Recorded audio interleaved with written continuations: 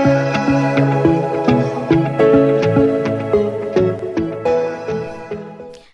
teman-teman semua, kenalin nama aku Ayu Indah Lestari dengan NIM 2019-1050-1005. Nah, aku di sini mau menjelaskan mengenai materi tentang kependudukan. Nah, apa sih yang mau dijelaskan? Langsung saja ke materi yang pertama, di mana ada konsep dasar ilmu kependudukan. Apa sih ilmu kependudukan itu?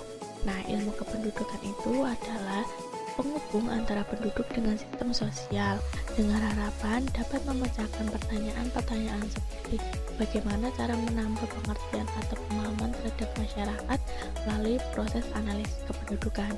Jawabannya itu secara kuantitatif dan kualitatif. Kuantitatifnya melewati demografi dan kualitatifnya itu melewati pembahasan tentang penduduk dari segi genetis dan biologisnya. Pada tahun 1937, menurut perkembangannya dalam Kongres Kependudukan, Adolf Laundry di Paris itu membuktikan antara adanya hubungan matematik pada komponen demografi secara fertilitas, mortalitas, seks atau gender. Nah, sedangkan pembahasan ini menyebabkan terjadinya angka-angka yang telah dihitung secara matematik, yaitu adanya sosial demografi atau studi kependudukan. Dengan adanya studi kependudukan ini akan dapat menjawab beberapa angka-angka yang dapat terjadi. Selanjutnya, ruang lingkup kependudukan. Di sini terdapat tabel mengenai variabel pengaruh dan terpengaruh dalam demografi. Di sini saya akan mencontohkan dua studi kependudukan. Contoh tipe 1 di mana ada variabel non-demografis dan variabel demografis. Langsung saja untuk faktor sosiologisnya kita perumpamakan kepada pendidikan. Nah, pendidikan pada perempuan menjadi pengaruh fertilitas terutama di perempuan sendiri. Dimana apabila pada pendidikan perempuan itu tinggi, maka menyebabkan kemungkinan kelahiran anak itu juga semakin rendah. Mengapa? Karena apabila banyak wanita yang berpendidikan tinggi atau perempuan yang berpendidikan tinggi, mereka akan mempunyai batasan-batasan terhadap angka kelahiran. Selain angka kelahiran juga berpengaruh pada faktor ekonomi, di mana jika banyaknya angka kelahiran maka semakin banyak manusia yang produktif, menjadikan kesempatan kerja juga semakin lebar. Apabila kesempatan kerja itu lebar namun tingkat upah pada wilayah tersebut itu minim, maka juga dapat membuat tingkat kematian dan migrasi keluar itu terjadi. Selanjutnya, studi kependudukan contoh tipe 2, di mana variabel demografis di sini itu dicontohkan pada tingkat kelahiran. Bahwasanya pada tingkat kelahiran pasti juga ada tingkat kebutuhan pangan yang harus tercukupi. Apabila tidak tercukupi, menjadikan migrasi itu dapat masuk dan juga dapat keluar. Apabila migrasi itu banyak yang keluar namun tingkat upah pada yang mereka lakukan itu semakin minim, maka juga akan membuat tingkat kemiskinan juga bertambah. Tidak luput juga pada tingkat kematian. Nah, di sini sangat berkesinambungan dengan pertumbuhan ekonomi. Pertumbuhan ekonomi yang dirasakan oleh masyarakat juga akan mempengaruhi tingkat kematian yang mereka alami. Next, kegunaan ilmu kependudukan. Ini terdapat contoh pada pemerintah. Pemerintah membuat perencanaan di bidang pendidikan membutuhkan jumlah guru dan ruang kelas. Nah, dalam melakukan perencanaan pendidikan di sini pastinya membutuhkan data penduduk menurut kelompok umur dan dalam usia sekolah. Contoh kedua itu pada perencanaan di bidang fasilitas kesehatan. Pastinya data ini tentang kondisi mortalitas di daerah yang bersangkutan, seperti kematian di sana, kematian bayinya bagaimana, angka kematiannya berapa, dan angka kematian kasar dan lain sebagainya. Selanjutnya ada konsep dasar geografi penduduk. Konsep penduduk di sini diartikan geografi penduduk itu salah satu cabang ilmu geografi yang mempelajari persamaan dan perbedaan aktivitas manusia sebagai hasil dari interaksi antar manusia yang memanfaatkan suatu ruang. Dalam pengkajian ini terdapat 3 pendekatan, yaitu spatial approach, ekologi approach, dan regional kompleks, yang nantinya pendekatan ini akan menjelaskan mengenai interaksi manusia dalam melakukan aktivitasnya. Selanjutnya terdapat ruang lingkup geografi kependudukan. Di sini ilmu geografi itu mempunyai teknik pengkajian, analisisan, dan pengidentifikasian dengan menggunakan 3 pendekatan juga, di mana pendekatan ini menjadi pembeda dalam ilmu kependudukan seperti demografi, antropologi, dan geografi sosial, yang nantinya akan mengkaji dan dapat digunakan sebagai bahan pertimbangan utama dalam rencana pembangunan.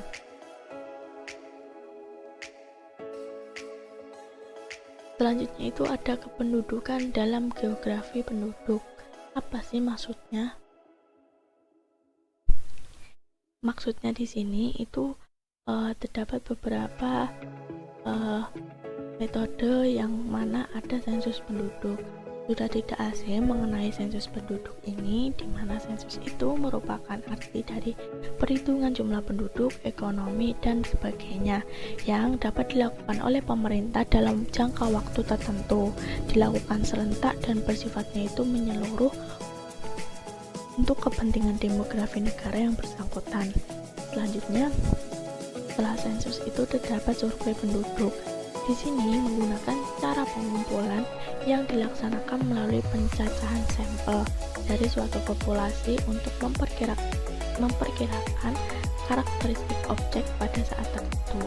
Nah, di sini caranya itu melakukan sampling terhadap suatu kelompok yang dapat mewakili dari seluruh populasi tersebut. Ketiga itu ada registrasi penduduk, di mana terdapat pencatatan terus-menerus mengenai peristiwa kehidupan setiap individu dalam suatu populasi. Nah, di sini pencatatan dilakukan pada kelahiran, kematian, migrasi atau kepindahan, pernikahan, perceraian, dan adopsi. Mengapa registrasi dilakukan? Karena jumlah penduduk atau pertumbuhan penduduk itu setiap tahunnya semakin bertambah ataupun berkurang. Jadi registrasi dalam pencatatan ini harus dilakukan secara terus-menerus. Jenis-jenis sensus terdapat 2, yaitu sensus de jure dan sensus de facto, di mana sensus de jure ini melakukan pencacahan dikarenakan mereka benar-benar bertempat tinggal di daerah itu. Jika de facto itu pencacahan yang dilakukan pada daerah sesuai atau daerah tersebut. Selanjutnya metode sensus, di mana terdapat 2, yaitu metode householder dan canvasser. Metode householder ini diisi oleh kepala keluarga, namun di sini itu lebih ke datanya akan kurang terjamin karena penduduknya itu bisa memalsukan data tersebut. Nah, kedua itu canvasser. Di sini diisi oleh petugas sebagai sesuai jawaban penduduk. Kelebihannya, data ini dapat diperoleh dan terjamin kelengkapannya dan kelemahannya dalam waktu yang diperlukan cukup lama. Fungsi sensus penduduk. Selanjutnya di sini dapat mengetahui jumlah penduduk seluruhnya, mengetahui pertumbuhan penduduk, mengetahui persebaran dan kepadatan penduduk, mengetahui komposisi penduduk itu seperti apa, mengenal atau mengetahui besarnya urbanisasi, dan untuk merencanakan pembangunan bangsa dan negara. Nah, dalam geografi penduduk itu membutuhkan peralatan, di mana yang pertama terdapat bilangan, artinya adalah jumlah yang mutlak pada suatu penduduk. Selanjutnya terdapat angka, di mana banyaknya peristiwa kependudukan dalam jangka waktu tertentu. Selanjutnya terdapat rasio, di mana suatu jumlah dalam perbandingan terhadap jumlah lainnya. Proporsi sendiri artinya yaitu adalah angka dari penyebutnya. Selanjutnya ada ukuran kohor, artinya sekelompok orang yang mempunyai pengalaman yang sama dalam suatu peristiwa kependudukan tersebut selama satu periode waktu atau biasanya 1 tahun. Selanjutnya terdapat konstanta, di mana di sini merupakan suatu bilangan tetap dan dilanjutkan pada ukuran periode. Ini suatu ukuran mengenai peristiwa yang terjadi dari sebagian penduduk maupun keseluruhan selama satu periode tertentu. Oke, next terdapat definisi para ahli. Definisi menurut Philip M. Hauser dan Dudley Duncan pada tahun 1959, demografi itu adalah suatu ilmu yang mempelajari jumlah persebaran teritorial dan komposisi penduduk serta perubahannya dan beserta sebab-sebabnya. Nah, di sini pada tahun 2003 terdapat mantra juga menyebutkan demografi itu adalah ilmu yang mempelajari jumlah, persebaran teritorial dan komposisi penduduk serta perubahannya dan sebab-sebabnya yang biasanya timbul karena fertilitas, mortalitas, gerak teritorial, dan mobilitas sosial perubahan status. Nah, di sini ada cuplikan gambar mengenai bapak demografi, yaitu adalah John Brown. Selanjutnya ruang lingkup demografi. Nah, di sini penggunaan demografi itu di kehidupan sangatlah luas. Demografi ini digunakan secara bersama-sama dengan keilmuan lain seperti ekonomi, sosiologi, geografi, psikolog, politik, kesehatan, dan lain sebagainya. Sehingga ilmu demografi itu dapat diimplementasikan atau disebut dengan interdisiplin atau interdisciplinary science. Nah, apa sih manfaat demografi itu? Manfaat demografi itu dapat mempelajari tentang jumlah, komposisi, dan distribusi penduduk itu seperti apa. 2.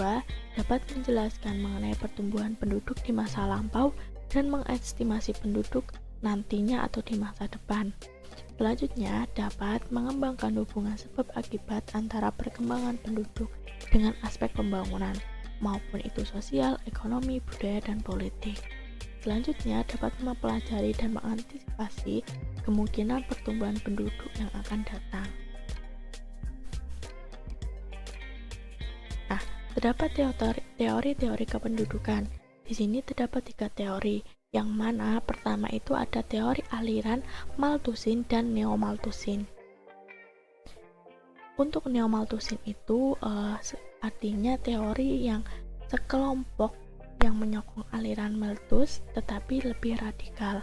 Aliran ini tuh menganjurkan penggunaan cara preventif seks seperti pengguna alat kontrasepsi untuk mengurangi jumlah penduduk. Nah, pada tahun 1960 sampai 70 itu diambil foto-foto dari ruang angkasa yang menunjukkan bahwa bumi terlihat seperti kapal dengan persediaan bahan bakar dan bahan makanan yang terbatas. Namun, di akhir ini terdapat malapetaka yang dapat menghabiskan stok persediaan bahan makanan yang ada di sana. Selanjutnya ada aliran Malthusine. Aliran Malthusine ini dipelopori oleh Thomas Robert pada tahun 1766 sampai 834. Di sini menyatakan bahwa penduduk itu seperti jumlah tumbuhan dan binatang. Apabila tidak ada batasannya, maka akan mudah berkembang biak dan memenuhi beberapa bagian dari permukaan bumi ini secara cepat. Nah, di sini juga menjelaskan tentang preventive seks, di mana pengurangan penduduk melalui penekanan kelahiran, dan positive seks, artinya di sini pengurangan penduduk melalui proses kematian. Positive seks di sini dibagi menjadi 2, yaitu vice dan misery. Teori kedua yaitu adalah aliran Marxis. Di sini aliran Marx itu dipelopori oleh Karl Marx dan Friedrich Engels. Nah, di sini menurut Marx itu tekanan dalam suatu negara itu bukanlah bahan pangan, tetapi tekanan kesempatan kerja, di mana dia berpendapat bahwa semakin banyak jumlah manusia, maka semakin tinggi produksi yang dihasilkan, sehingga tidak perlu diadakan pembatasan pertumbuhan penduduk. Max juga menyatakan bahwa apabila di negara kapitalis itu tingkat kelahiran dan kematian rendah, maka di negara sosialis mengalami kebalikannya, yaitu tingkat kelahiran dan kematian tinggi. Teori ketiga yaitu kependudukan mutakhir. Di sini terdapat teori fisiologi dan sosial ekonomi. Terdapat 4 teori. Yang pertama, John Stuart Mill.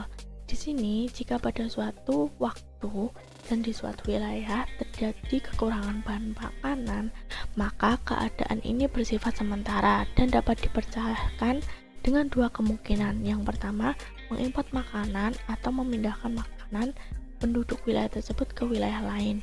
Nah, di sini tinggi rendahnya tingkat kelahiran itu ditentukan oleh manusia itu sendiri. Untuk teori kedua itu Arsène Dumont. Menurut Arsène Dumont, kapilaritas sosial itu mengacu pada keinginan seseorang untuk mencapai kedudukan yang tinggi di masyarakat. Nah, konsep ini dibuat berdasarkan atas analogi bahwa cairan akan naik pada sebuah pipa kapiler. Teori ketiga dari Émile Durkheim, artinya itu seorang ahli dari Perancis pada abad 19 itu mengatakan pada suatu wilayah itu kepadatan penduduk tinggi itu akibat dari tingginya laju pertumbuhan penduduk. Nah, di sini akan timbul persaingan di antara penduduk yang dapat mempertahankan hidupnya. Selanjutnya, teori dari Michael Thomas Settler atau Double D. Di sini antara kedua teori itu hampir sama, hanya titik tolaknya yang berbeda. Apabila Settler itu mengatakan bahwa reproduksi penduduk berbanding terbalik dengan tingkat kepadatan manusia, maka Double D berpendapat daya reproduksi penduduk berbanding terbalik dengan bahan makanan yang tersedia. Jadi, kenaikan kemakmuran ini menyebabkan turunnya daya reproduksi manusia. Jika suatu jenis makhluk diancam bahaya, maka mereka akan mempertahankan diri dengan segala daya yang mereka miliki. Selanjutnya, terdapat teori teknologi, di mana teori ini beranggapan manusia itu pada ilmu pengetahuan 10 lagi Radhita Alma mampu melipat gandakan produksi pertanian, di mana mereka itu mengubah kembali atau merecycle barang-barang yang sudah dipakai, dan akhirnya itu dunia ketiga mengakhiri transisi demografinya. Ahli morfologi Herman Kahn pada tahun 76 itu mengatakan bahwa negara-negara kaya akan membantu negara-negara yang miskin, dan akhirnya kekayaan itu akan jatuh kepada orang-orang miskin. Dalam beberapa dekade tidak ada terjadi lagi perbedaan yang mencolok antara umat manusia di dunia ini. Nah, setelah terjadi penjelasan dari kependudukan dan teori-teorinya, di sini terdapat perbedaan dari materi ini, di mana yang pertama itu demografi dengan kependudukan. Menurut Philip Hauser dan Dudley Duncan tadi, bahwa demokrasi itu merupakan analisa statistik. Nah, sedangkan studi kependudukan ini lebih mempersoalkan hubungan-hubungan variabel demografi dan variabel sistem lainnya. Kedua, perbedaannya itu pada demografi dengan geografi penduduk. Perbedaan utamanya itu pada aspek ruangan dalam kajian penelitian dilakukan. Dalam demografi itu umumnya dikaji pada proses karakter fisik. Sedangkan dalam geografi itu dilaksanakan pengkajian yang berfokus pada aspek ruangan dari kependudukan tersebut. Dalam geografi penduduk itu juga dikaji hubungan timbal balik yang terbentuk antara manusia dengan lingkungan sekitarnya. Oke, selanjutnya adanya persamaan. Nah, di sini demografi dengan geografi penduduk. Pertama, mereka ini sama-sama menjelaskan mengenai fenomena kependudukan. Selain itu juga memanfaatkan data statistik dan analisis. Nah, umumnya data ini tuh bersifat kuantitatif yang mencoba menjelaskan fenomena yang terjadi dan menggunakan angka-angka. Kedua, demografi dan kependudukan, di mana persamaannya ini yang pertama sama-sama mempelajari tentang kependudukan, sama-sama mempelajari tentang suatu kumpulan, bukan mempelajari penduduk sebagai individu. Ketiga, kependudukan itu sama dengan geografi penduduk. Kedua ini tuh sangat berkaitan karena salah satu aspek dari geografis adalah aspek non-fisik yang di dalamnya terdapat faktor kependudukan. Sedangkan kependudukan itu merupakan ilmu yang mempelajari tentang penduduk. Oke, sekian penjelasan dari materi kependudukan ini. Apabila ada salah-salahnya, saya mohon maaf. Terima kasih. Wassalamualaikum warahmatullahi wabarakatuh.